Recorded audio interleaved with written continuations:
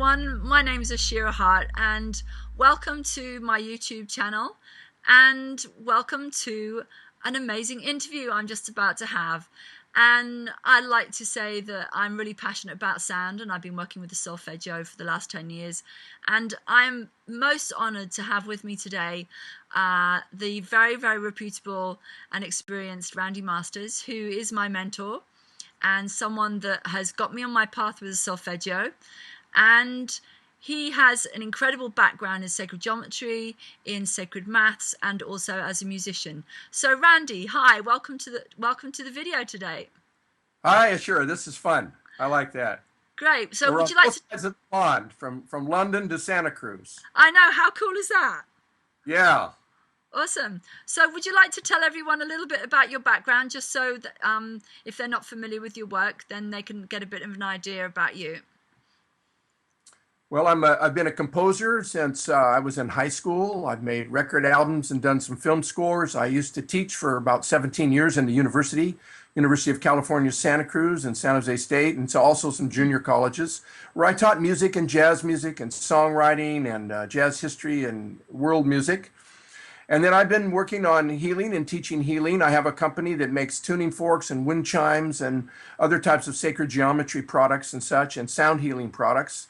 And I teach at the Globe Institute in San Francisco, the Sound and Consciousness Institute, and at the Community School of Music and Arts, where I teach composition and piano. And I have a degree in music and film, my first degree, and then advanced degree in spiritual studies. My doctorate's in that. Basically, early Christian mysticism is where my focuses have been. And I combine music with sacred geometry. I teach both of those topics and about color and light and other mystery school information. But part of my excitement is how the light codes of music and sound and sacred geometry and sacred shapes and languages all interplay together. Wow, that's fascinating. And how long have you been working with the solfeggio? When was it that you first got to hear about it? It was somewhere, I believe, not in the year 2000 something, when Joseph Paleo got in touch with me, and I spent a week up at his place when he was still alive up in Idaho working on it, because I did a lot of analysis initially and discovered things beyond the original 6 tones that he had, and I was very excited to show him the whole matrix that I had uncovered mathematically. It was basically a matrix of 18 tones that expanded on the original 6 that he had uncovered and discovered. And both of us have a background in the gematria, the alphanumerics, and a lot of other overlaps in our history and in our background. And since I had a big background in the math of it and in music, I could share a lot of deep musical insights and deep mathematical intricacies that these particular tones were revealing. Okay. So, well, today I was really wanting to address some of the misconceptions and some of the confusion on the internet. And I know that you yourself have been feeling that too. And we really wanted to take the time in this video to set the record straight about a few aspects of the confusion. So, and yeah, it's been most unfortunate because we've been hearing about certain speakers on the circuit really talking about the solfeggio, seeking to get people struck off the speaking schedule. And this is quite upsetting because I don't think, I'm sure, you and we don't really condone that kind of action. And it saddens me that when we're talking about the solfeggio as a key for humanity to really come back into balance, that those kind of actions are present in speakers who are talking about the solfeggio. Well, my quest is for truth, and I'm willing for anything I say, if that can be proven or disproven, to correct it. Because I really want to be on point and centered with truth, not because it's just theory that I've made up or things that I've heard from somebody and now I'm believing it, which still doesn't mean it's truth. Yeah. It's just another perspective. And my feeling about setting any record straight is setting into the record some of our perceptions and our dialogue and some of what our perceptions are into that record. not necessarily that it's more true or it really represents the truth or something somebody says is not true. Just that with our various backgrounds and intensities of research and particular combinations of deep math and deep music and so on, perhaps I have insights that others who don't have those backgrounds wouldn't see. Yeah, yeah. And Right. ultimately, history will prove itself as whether what I'm saying and some of the point of views that I might express are correct. And so that it can be not something that it becomes foggy and mystical in order to promote it and make it seem more like a mysterious Da Vinci Code and who has the next secret and all the people running around not wanting to share their secrets because, it keeps more controversy in the field. Yeah, absolutely. And it's interesting when we talk about the tuning, because I know that in relation to A440 tuning, some people, if you type into Google and you want to go, okay, A440 tuning, when did that come in? If you're someone who doesn't actually know a great deal about the solfeggio, it would be easy to look at a few web pages and then conclude, they know quite a lot about the solfeggio. But as you and I both know, a lot of the information that is the deeper knowledge of the solfeggio isn't really readily available. And unfortunately, just doing a little bit of research isn't going to necessarily give them the answers that they're looking for. And even including using the word solfeggio and what that means and why that word is in the mix with this tonal set of numbers. I would like to give some perspectives on even the fact that people are calling it the original solfeggio and Right. what that means or could mean. Yeah. That's an aspect of it.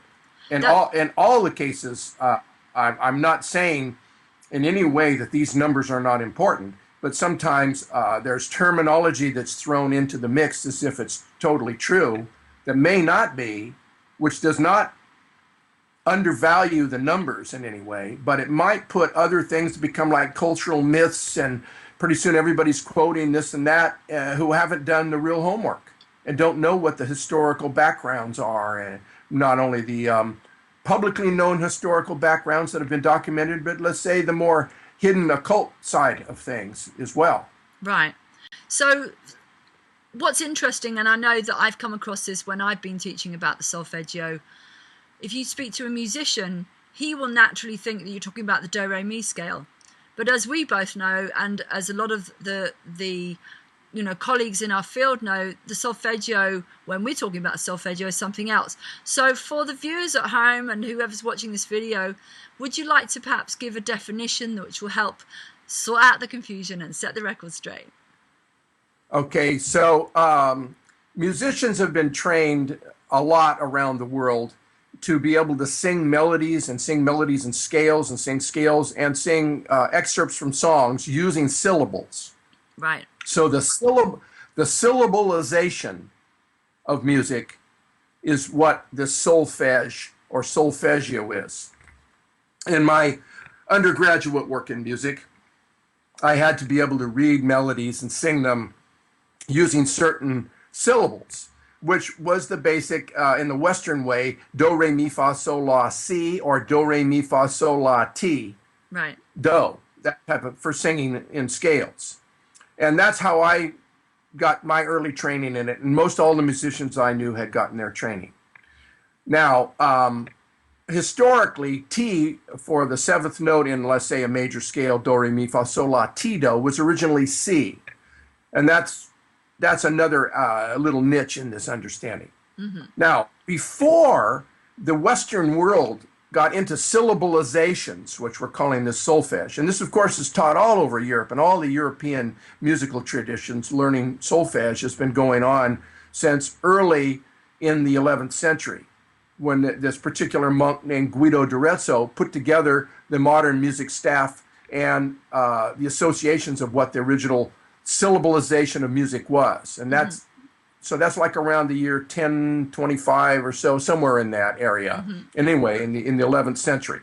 But years and years before, now I don't know if it's correct to say 10,000 years ago, however, back in the Vedic traditions and way back in the ancient music of India, they had their own soul their own syllabalizations called sargam.